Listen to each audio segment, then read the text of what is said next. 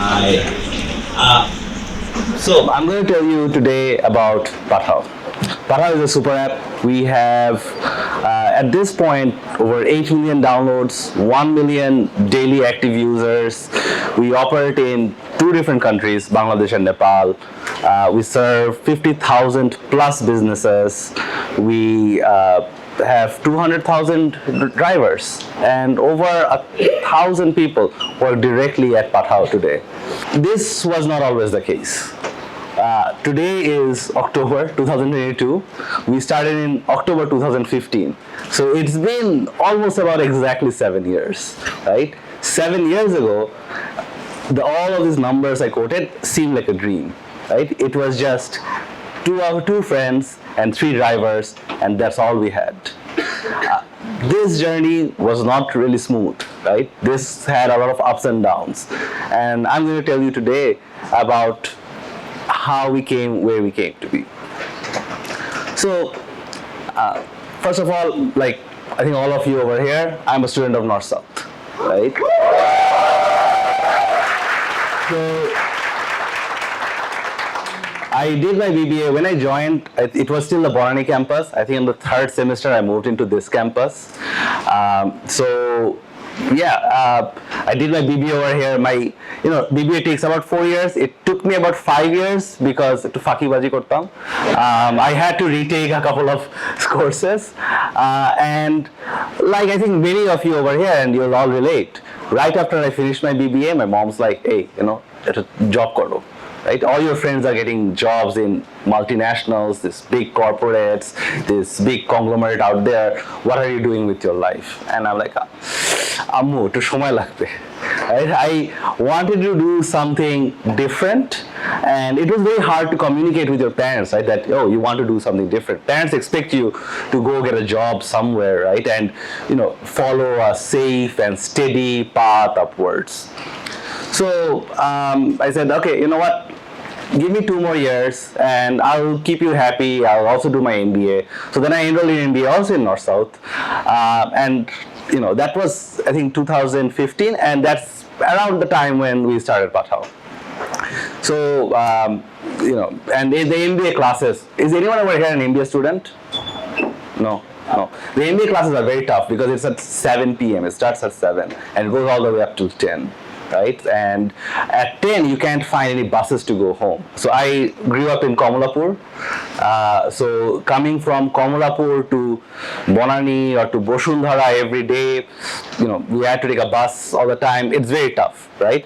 And back then, the flyovers that you see, they were still being constructed. So the Mokbajar flyover, the Malibag flyover, that was still being constructed. So the roads were very bad, right? Right now, the roads are also bad because of MRT. But that time the road was bad because there was no flyovers. So for me, it used to take 2, sometimes 3 or 4 hours to go back home. And if you just look at Google Maps, Kamalapur isn't really that far, right? It's like 7 kilometers, 8 kilometers, right? But to go 7 or 8 kilometers in Dhaka is very tough because of traffic. So back at Pathao, right? What made a startup actually work, right? So I think it's 3, maybe 4 different things, right? That anyone who wants to start a business or anyone who wants a startup specifically should really focus on. Number 1 is the problem, right? What is the problem that you see or you are facing that you can fix? And what is the problem that is also big enough, right? I have seen a lot of people who, just want to solve sort of their very own niche problem, right? So very own, let's say, Boshundhara problem or very own Gulshan or Borani problem that is not being faced by anyone else. That is not how you actually build a startup. You have to have a big enough problem. For us, now I already talked about it, it was traffic, right? We wanted to solve the traffic problem. It was a problem that I faced personally, but I was also able to back that up with data that this is a problem that everyone else is also facing. Dhaka is a city of 22 million people. How many buses do you think there are in Dhaka? Anyone? There are less than 5,000 buses. for a city of 22 million people. It has some of the worst public infrastructure. How many CNGs? Less than 50,000 CNGs for, again, a city of 22 million people. That was insane. So, of course, I faced that personal problem of coming back and forth and, you know, doing all of this, but also I was able to back that problem up with data that, hey, this is a big enough problem that needs to be solved.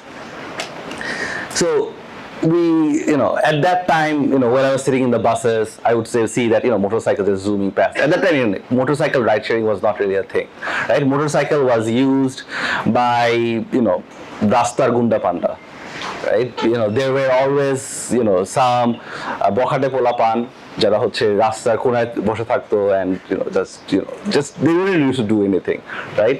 So it already had a very bad branding. We thought that, okay, you know what, at least this is a shortcut, let's take that shortcut and run with it, right? So we started just, it wasn't motorcycle ride sharing, we just had 3 motorcycles really, right? And we had a Facebook group, and in that Facebook group I added all my friends, and I used to call them up or share pictures and say that, hey, you know what, if you need a ride, just give me a call. And I used to share my phone number with everyone. And of course, like, since motorcycle ride sharing wasn't a thing, you know, people still wouldn't call me. So I used to force my friends that, bhai, ride me. Right? I just call them, I used to give them rides, forcefully ask them to do that. And eventually I did, right? Eventually I was able to convince some of my friends to, you know, take a motorcycle on, you know, their commute to their home, or, you know, go to their office with a motorcycle. And the interesting part was that after 1 or 2 times, they used to call me. They're like, okay, you know what, this actually worked.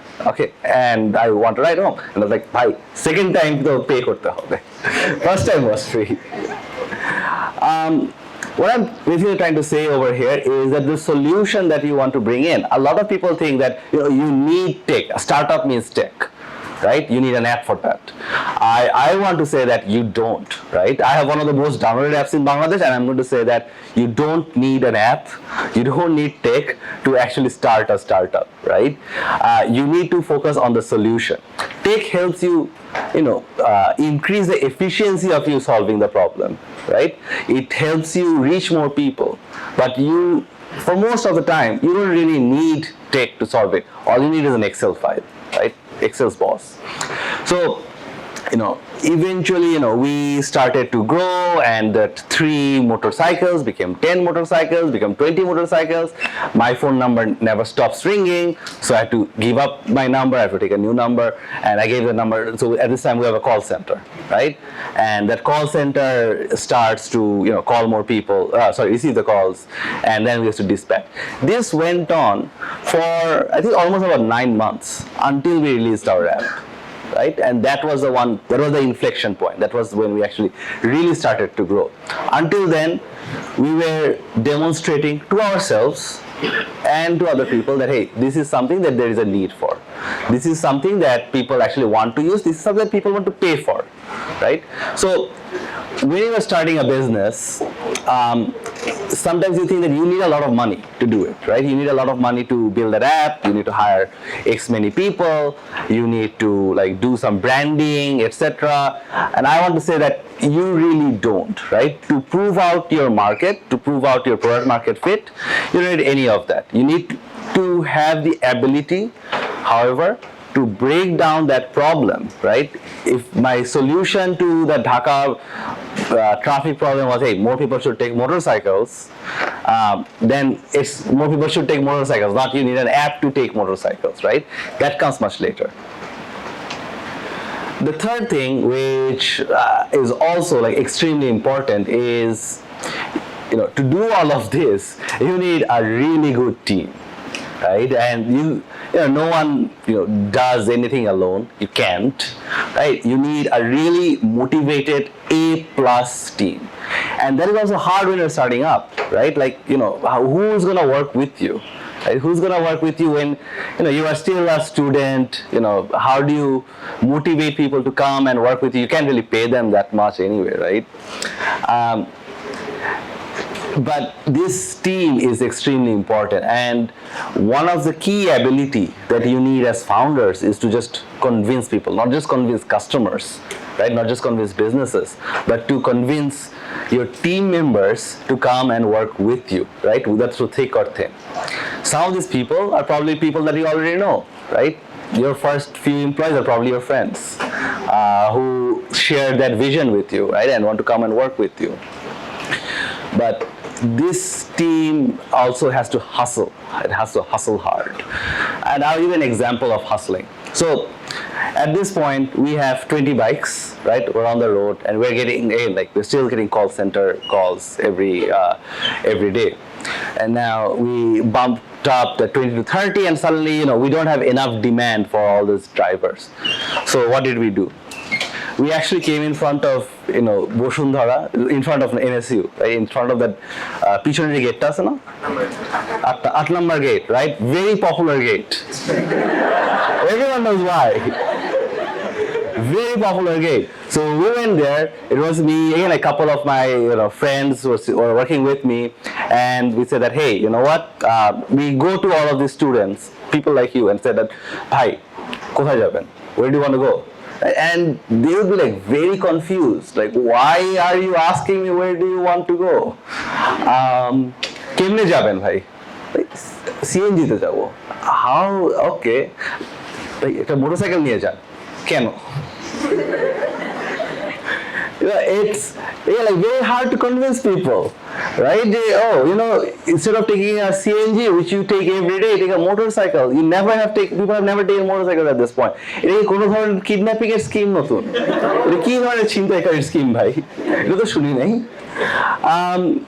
And আমাদের convince করতে হতো যে, okay, you know what? We're not trying to kidnap you, right? At least in a CNG, the doors are locked. You can't even jump off. In a motorcycle, it's Dhaka traffic. You can just jump off. Please take a motorcycle with us. And finally, we were able to convince a few people. We didn't convince everyone. We needed to convince a few, right? And we did this in front of NSU, we did this in front of BRAC, we did this in front of IUB. And the first day, it took a lot of convincing. Second day, it took a lot of convincing. Third day, we gave out our number. We didn't have an app. We gave out our number. Third day, people called us. Right? Oh, you know what? Yeah, this actually saves time. This actually saved money. Like, right, second time to free na. It'll pay. And that's how we got that early traction. A lot of people, a lot of founders, or they always have this big idea, right? They have an idea that they think it's going to solve the world's hunger. It's going to solve all the problems. But it's not about just solving a problem. It's about taking that problem, taking the solution, and going to market with it, right? Going to the people, convincing them to use it, right? And use it consistently. So those three things in order are the constituent parts of what makes sort of a successful startup. You have to have a big problem, you have to solve it, and you have to just go to market. All these three things that I mentioned, they didn't take much money to do. Right? I think our biggest cost was just hiring those 3 drivers at first, right? We didn't pay ourselves. The fourth thing, and this is not just a strategy thing, this is not a product thing, this is not a go-to-market thing, right? It's sort of how your own mentality, right? How are you actually doing this? Sometimes people ask, hey, you're an entrepreneur, right? Why are you an entrepreneur? And I thought a lot about it, like, why am I an entrepreneur? And the only answer that I could come up with is that I'm obsessed, right? Obsession is a fuel for entrepreneurs, right? So when I'm doing all of this, I would, again, when you're starting out, again, from that university student, it's not a brand, you don't really have a lot of money. আম্মু এসে বলতেছে যে তোমাকে এত কষ্ট করে NSU পড়ালাম, তুমি কেন ডেলিভারি করো? it's hard to show people what your vision is, right? People don't really trust you. People don't really believe you unless you are actually successful. And there were times when I was not able to pay people salaries. There were times when a very good friend of mine who was working with me had to leave for like a better opportunity elsewhere. And it's not a smooth sailing. It's not linear, right? It's a lot of ups and downs. And those ups and downs still happen, right? The only thing that kept me going was because I was obsessed in solving the problem. Right? And in those dark days, that obsession is the one that kept me going. It wasn't like I had ability. It wasn't NSC অনেক শিখাই দিছে আমাকে অনেক কিছু শিখে গেছি, right? Entrepreneurship class করছি and go get it, right? It wasn't that there were like friends and family were very supportive. They were, but they were also wanted me to go get a job. My friend was there getting a promotion, getting married, and I'm like, hey, I'm delivery day, right? And it's also it's hard to convince them. So being obsessed about solving a problem, being obsessed about anything really, I would say is good, right? Obsession is a bad name because people get obsessed about bad things, but when you're obsessed about success, when you're obsessed about doing what you want to do, right, that's a superpower. And every time, obsession is an ability, right? Obsession beats ability. Some people have a lot of natural talent, and that natural talent only gets you so far, right?